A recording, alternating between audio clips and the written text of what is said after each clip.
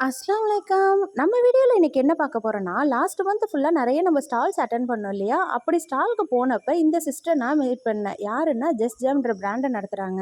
இவங்க கிட்ட ரொம்பவே சூப்பரான 3 பொருள நம்ம வந்து பர்ச்சேஸ் பண்ணிட்டு வந்திருந்தோம். என்னென்னன்னா, டயபெட்டிஸ்க்காக உள்ள புட்டு இல்லன்னா கஞ்சி மிக்ஸ் ஒண்ணு குடுத்திருந்தாங்க. நெக்ஸ்ட் வந்து உளுந்தங்கஞ்சி மிக்ஸு. அதையுமே நம்ம புட்டாவும் செஞ்சுக்கலாம், கஞ்சியாவும் செஞ்சுக்கலாம். அடுத்தது கொள்ளு கஞ்சி மிக்ஸு.